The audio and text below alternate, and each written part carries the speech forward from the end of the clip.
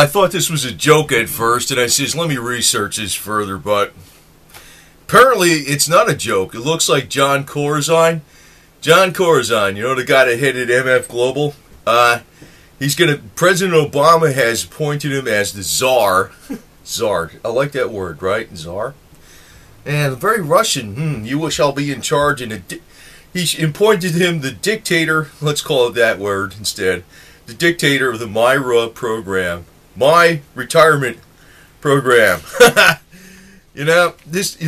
it came out, it was initially that Secretary of Treasury Jack Lew was initially like, what the hell are you talking about? You know, he thought it was he didn't believe this garbage until pressure from other people and Harry Reid and all this other kind of crap said, yeah, we want Jon Corzine to head MYRA. Hey, there's your retirement.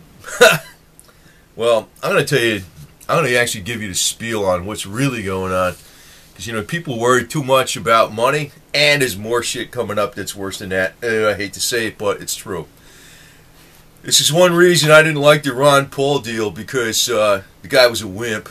Back at the turn of the century, they had Teddy Roosevelt, charging up San Juan Hill, or whatever the hell he was doing, I know that war was started over false pretenses, but at least Teddy Roosevelt had plenty of balls, and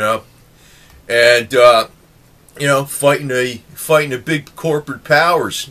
That was a guy that really fought the big corporate powers. He actually, used to go on the big hunts and stuff like that, and, shoot the elephants and the rhinos and stuff like that when they didn't even have that great of weapon technology, and he could have got flattened by a rhino or something. That guy had some balls. And, a lot more people back then were more awake. So I have to say this, hey, people are going to have to freaking start figuring it out. But, Jon Corzine uses this old accounting principle. Yeah, I'm familiar with this accounting principle. It's OPM. Now, you probably never heard of it in school when you went to school, for accounting or whatever. But it's called other people's money. You like risking other people's money. That's what he does, man. So, like, he made a big bet, 40-to-1 leverage with treasury money and other people's money and whatever the hell he did. And he lost, and then he got off the hook. And, I don't know. I don't even know why this guy, I'm from New Jersey. I would have never voted for this guy in a million years, but he got elected, and then he got, Christie got elected after him. I guess because of him, basically. But, you got to blame not just the leaders, you got to blame the people themselves, because we get the leaders we deserve. A lot of people think things are changing now, people are waking up. Oh, BS. America was more awake back in the 1800s. They were more awake through most of the 1900s. I think, actually, when you got the counterculture revolution going, which was semi-good and semi-bad, but it was actually pushed by the elite. That was in the 1960s. That's when America got off track. The counterculture revolution of the 60s was more like semi-good and semi-bad. It had a mixture, but it was basically pushed by the elite. If you really want to talk about when people were awake, oh, they were awake in the early 1900s to late 1800s. Oh, they were awake. What do you think they had? All these the antitrust acts and everything.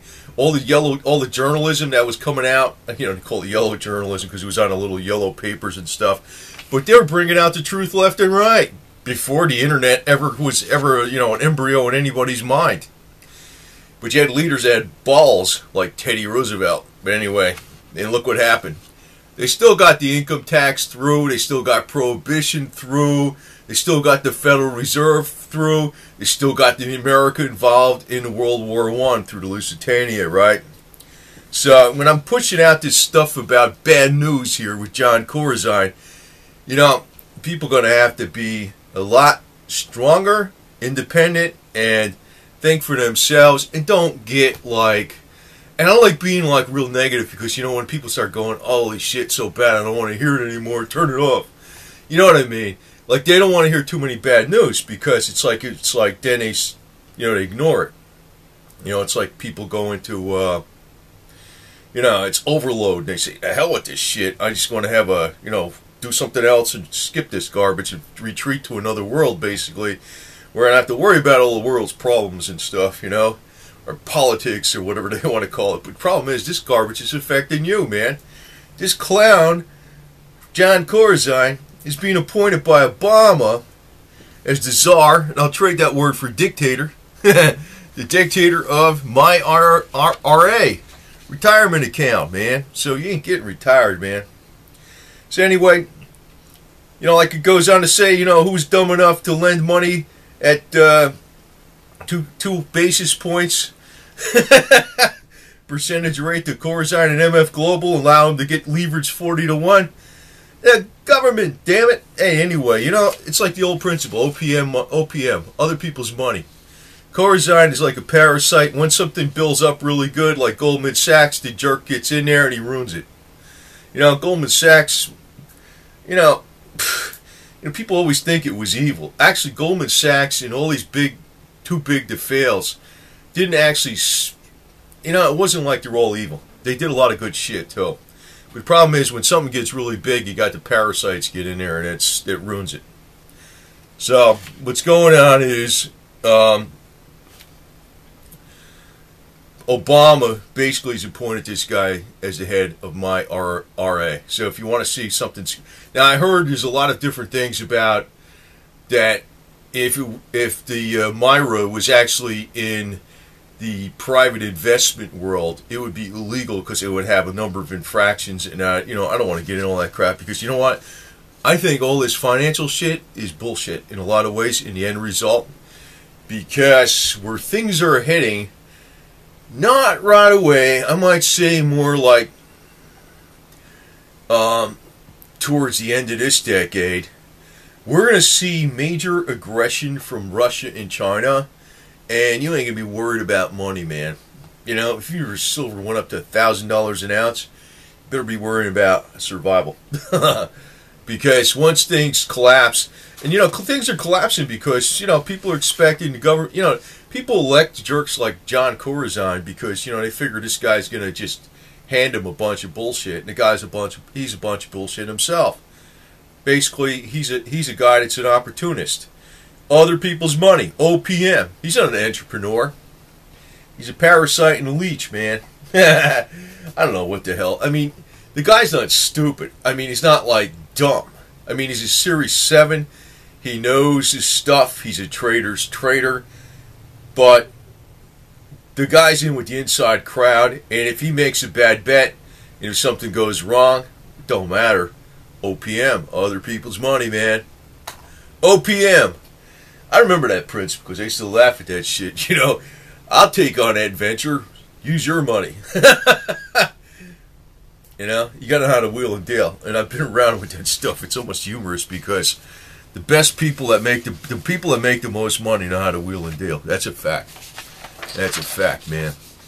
You know, that's why the blue-collar worker gets screwed, because they're too busy working on actual factual things and that actual nuts and bolts things that people can use. That's what's wrong. And I realize that. That's why I keep one foot. I'm mainly in accounting finance, but I keep one foot in the blue-collar type stuff for that reason, because I realize this accounting finance gizmo garbage is just going to be like so many tulips back during the time when they had that craze in the stock market and the bubble finally broke. Because I think most of our money's going up in smoke. But that's not going to be the end of the problem, because it's actually going to lead to other things. There's other crap that's going on. It's a lot worse than, you know, I want to see. You know, it's been said for so many decades about doom and gloom, about, you know, threats from the communist world, from the, you know, they used to have duck and cover in the 1950s. But, you know, when all this garbage that's going on in the financial world, this is the beginning of something even worse. That's, I hate to say that, but just keep real about it. And like I said, I'm going to keep interdispersing my videos on these type of subjects and with other things, especially health and other things like that, because that is really, in a real sense, what is going to help you the most. And I have a lot of knowledge in a lot of different areas, so I do, man, I do. So, not just accounting, finance. But, at first I thought this was a joke, that Corzine was going to be appointed the czar/dictator of MYRA, and it's not a joke. Harry Reid thinks it's a joke. Ha ha ha ha. Oh, that's great. Well, Jon Corzine's the most qualified. Holy shit. Anyway, is that another reason not to freaking invest in the established financial world? Yeah. Go buy some seeds. I don't even recommend you buying silver. Go buy some seeds and plant whatever the hell you're going to plant, Plant some oregano or something, you know what I mean? And there you go.